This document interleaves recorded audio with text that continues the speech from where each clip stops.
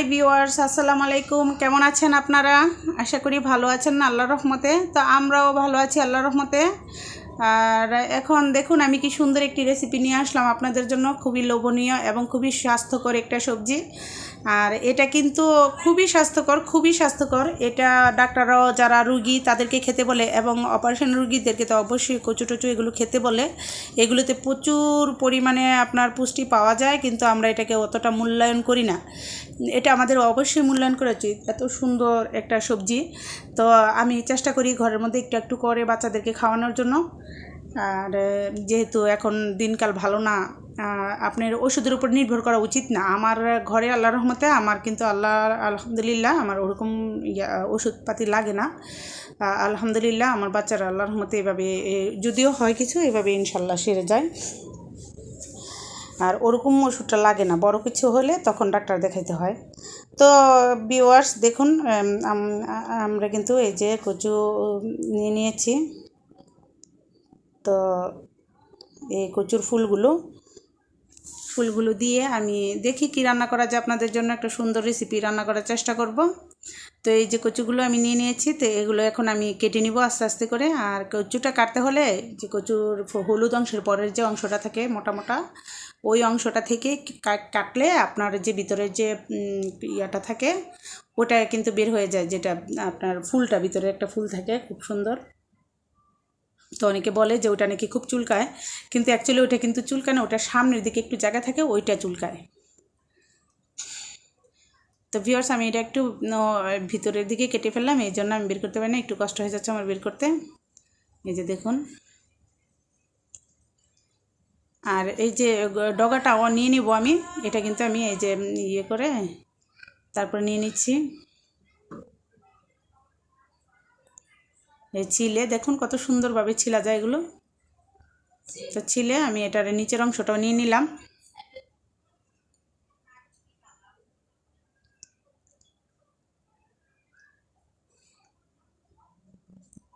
এই যে অংশটাও এইভাবে ছিলে নেবেন, তাহলে একদম নরম হয়ে যাবে। আর এমনিও নরম হয়ে যাবে, এগুলো অনেক নরম।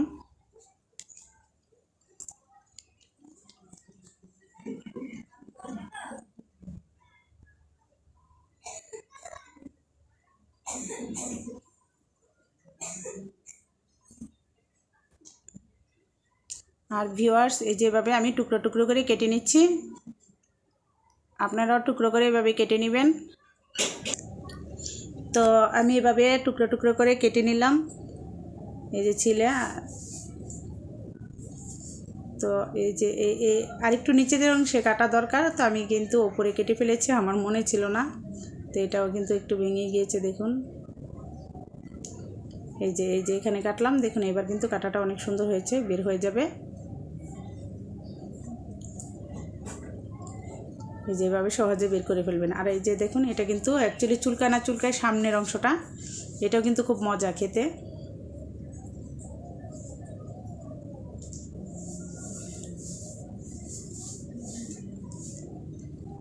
আর ভিউয়ার্স আমার ভিডিওটি যদি ভালো লাগে তবে লাইক কমেন্ট শেয়ার তো আপনাদের কাছে আশা করি। আর আমার নিত্য নতুন ভিডিও পেতে আমার চ্যানেলটিকে সাবস্ক্রাইব করে বেল আইকনটি ক্লিক করে আমার পাশে থাকবেন। আর দেখুন আমি ছিলে ফেলেছি, এখন আমি টুকরো করে কেটে নিচ্ছি এগুলো। আপনার ইচ্ছে করলে আরও ছোটো ছোটো টুকরো করতে পারেন, কোনো সমস্যা নেই, এটা যার যেমন ইচ্ছে এভাবে কেটে নেবেন। তো আমার কাটা শেষ, এখন আমি এগুলোকে ফাঁপ দিব গরম পানিতে। আর এখানে আমি কড়াইটা বসাই দিয়েছি রান্না করার জন্য। তো আমি কয়েকটা তেজপাতা দিয়ে নিলাম, কারণ তেজপাতার গ্রানটা কিন্তু খুব সুন্দর, আর কচুতে কিন্তু এটা খুব ভালো লাগে গ্রানটা। তো আমি পেঁয়াজগুলো দিয়ে দিলাম। এখন পেঁয়াজগুলো দিয়ে ভালো করে নেড়ে চেড়ে নিব।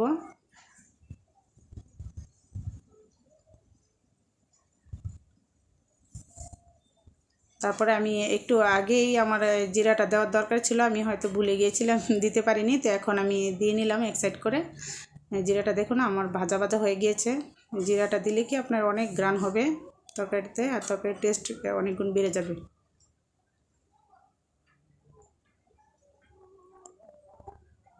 তো ভিউয়ার্স আমার মশলা পেঁয়াজগুলো কিন্তু ভাজা হয়ে গিয়েছে। তো এখন আমি একটু আদা রসুন একসাথেই বাটা ছিল আমার, তো আমি আদা রসুন দিয়ে দিলাম এটাতে। আর দিয়ে দিব এখন একটু হলুদ গুঁড়ো দিব, আর মরিচ অতটা বেশি দিব না যেহেতু আমি কাঁচা মরিচ ইউজ করব, তো আমি মরিচের গুঁড়োটা অল্প দিব এখানে। তারপরে নেড়েচেড়ে সামান্য পানি দিয়ে নিব আমি।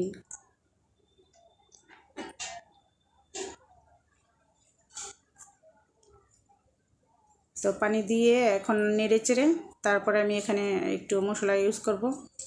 একটু আপনি ইচ্ছা করলে গরম মশলার বাটা বা গুঁড়ো দিতে পারেন। তারপরে একটু জিরে জিরে বাটা বা গুঁড়ো যেটা আপনার ইচ্ছা সেটাই দিবেন।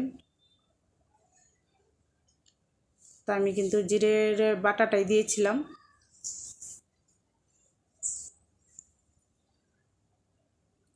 তো এখন ভালো করে মশলাটাকে অনেক ভালো করে কষাতে হবে। আর এখন আমি এটাতে একটা মাছের ছোট মাথার অংশ আর একটু লবণ দিয়ে দিলাম, আর ছোট মাছের একটা মাথার অংশ দিব, আর একটু চিংড়ি মাছ দিব, কারণ এই দুইটা মাছের সমন্বয়ে আমি এটা রান্না করবো। এই যে চিংড়ি মাছগুলো আমি বেছে নিয়েছি আর ফ্রিজে ছিল, এই জন্য কিন্তু একটু ভিউয়ার্স লাল হয়ে গিয়েছে। আর মাছের মাথার অর্ধেক অংশ আমি দিয়ে দিলাম এখানে। যেহেতু আমার কচুর ফুল অনেক কম আর আমার বাসার মানুষও কম, এত লাগবে না, আমার এতটুকুই আমার হয়ে যাবে। তার একটু পানি আমি দিলাম মাছের মাথাটা সিদ্ধ হওয়ার জন্য, আমি আর একটু পানি দিয়ে দিলাম।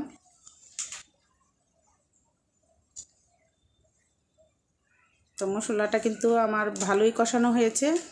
এখন একটু পানি দিয়ে আমি ফুলটা এখানে দিয়ে দিব। এই যে একদম অল্প পানি দিয়েছি ভিউয়ার্স, খেয়াল করেন। তারপরে যে কচুর ফুলটা আমি সিদ্ধ করে রেখেছিলাম,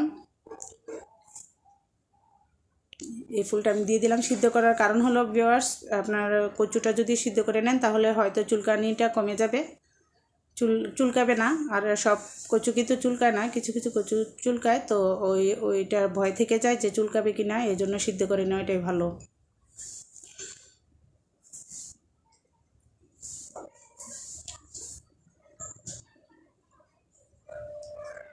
তো দেখুন আমি কিন্তু ভালো করে নেড়ে চেড়ে নিচ্ছি। তো আমি অল্প সময়ের জন্য ঢেকে এটা রান্না করব, অল্প সময়ের জন্য। তারপর আমি আর একটু পানি দিয়ে দিব।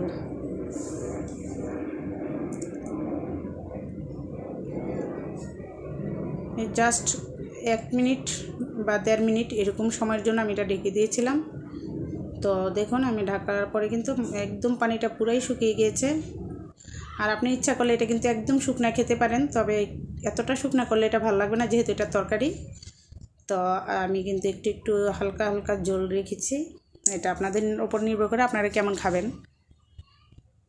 তো আমি পানি দিয়ে দিয়েছি, দিয়ে এখন আমি ঢেকে দিব। ঢেকে আমি অন্তত 5-6 মিনিট রান্না করব এটাকে। হাই হিটে না, লো হিটেও না, মিডিয়াম হিটে আমি এটা রান্না করব।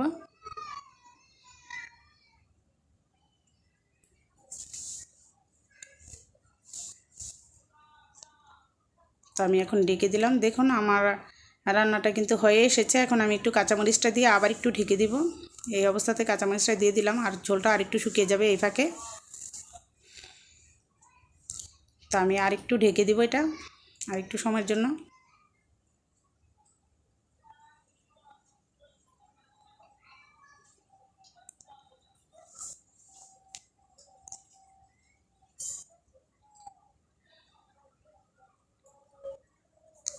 তো কাঁচামরিচের গ্রানটা এখানে থেকে যাবে, এর জন্য ঢেকে দিলাম। তারপর ভিউয়ার্স এখন আমি দিয়ে দিব ধনেপাতা কুচি।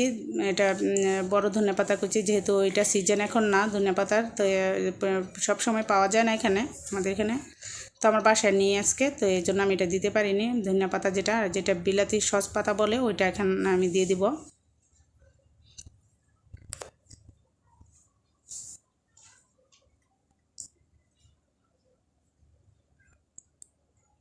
দিয়ে আমি নেড়ে চেড়ে একটু ঢেকে দিয়ে তারপরে উঠিয়ে ফেলবো।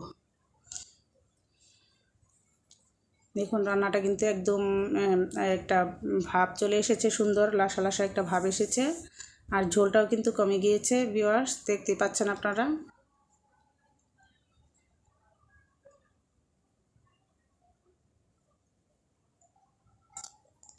একটু ঢেকে দিব, একটু সময়ের জন্য ঢেকে দিব, এই কয়েক সেকেন্ড। তো ভিউয়ার্স, হয়ে গিয়েছে আমার রান্না।